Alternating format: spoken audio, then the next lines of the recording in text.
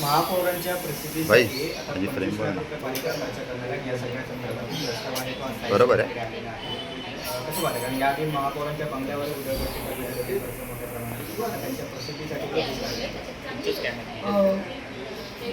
सतत आता महापौरांवर बोलणं आम्हालाही आता कंटाळा आलाय.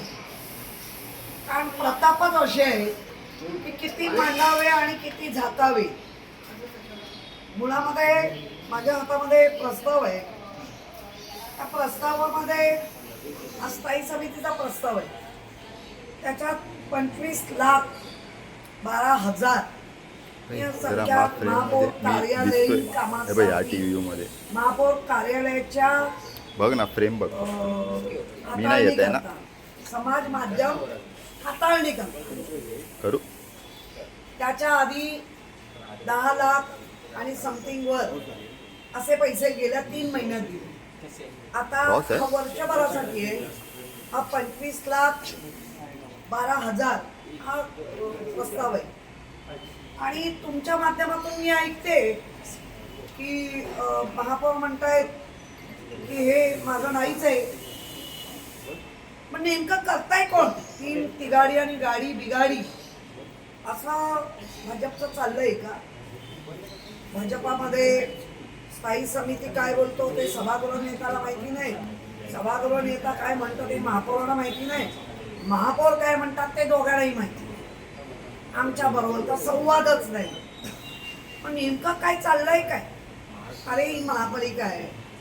करदात्यांच्या पैशातून येणारा जो पैसा आहे तो सगळीकडे प्रत्येक ठिकाणी दिला जातो.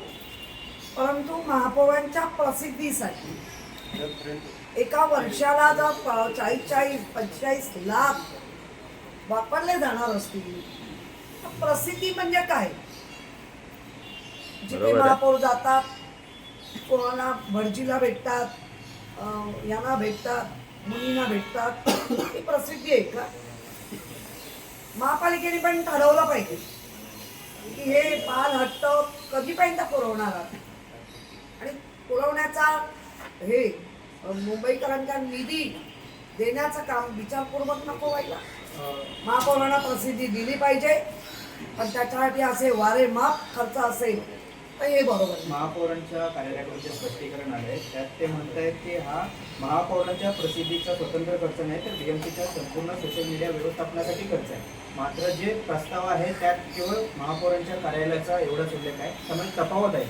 पूर्ण तफावत आहे. एक तर प्रशासन खोटं बोलतंय आणि महापौर खरं बोलतंय किंवा महापौर खोटं बोलतंय आणि प्रशासन खरं बोलतंय. आता ते प्रशासनाने सांगावं कारण काल असंच चाललेलं.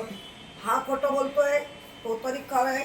मग आज तर अगदी ऐरणीवर आलेला प्रश्न आहे कोण खरं बोलतोय आणि कोण खोटं बोलतोय आणि मुंबईकरांच्या पैशाची का लूट करताय. तुमच्या हातात जो प्रस्ताव आहे तो या संदर्भातला त्यामध्ये नेमका काय उल्लेख आहे? तुमचा नेमका काय दावा आहे? तो महापौरांच्या प्रस्तावाची जी कॉपी तुमच्याकडे 1 ऑगस्ट 2024 हा जो प्रस्ताव आहे या प्रस्तावामध्ये स्थायी समितीचा प्रस्ताव आणि याच्यामध्ये सरळ उघड लिहिलंय महापौरांच्या कार्यालयाच्या समाज माध्यम हाताळणी करता दिनांक 1 ऑगस्ट हे बघा. हा पेपर माझ्या घरचा नाहीये.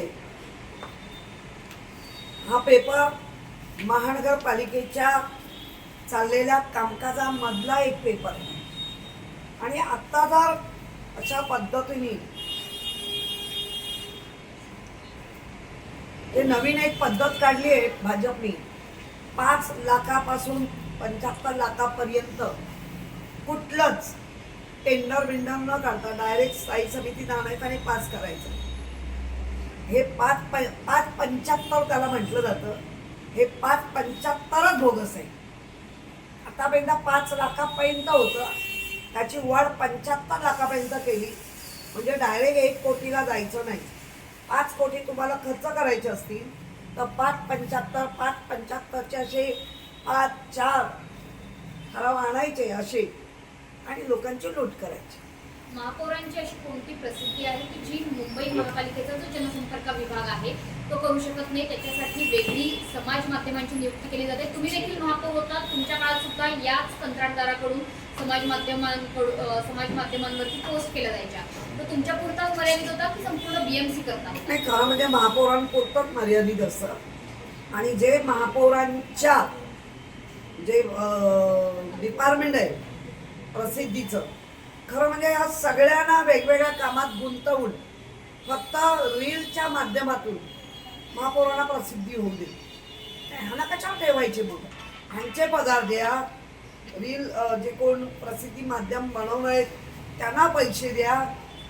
म्हणजे ज्या कामासाठी नेमलंय ते जर डिपार्टमेंट कामच करत नसेल तर आपल्या माध्यमातून आयुक्तांना विनंती आहे, यांना काढून घ्या, ते डिपार्टमेंट रिकामी करा आणि तुमच्याकडे घ्या. कारण महापौरांच्या प्रसिद्धीला वेगळे पैसे, हे त्या डिपार्टमेंटची लोक आहेत, त्या डिपार्टमेंटचं ते काम नाही करणार. म्हणजे प्रसिद्धी म्हणजे काय? महापौर कुठे चालले आहेत, महापौर कुठेतरी बसले आहेत, महापौर कुठेतरी अशा बघतायत, ही म्हणजे प्रसिद्धी.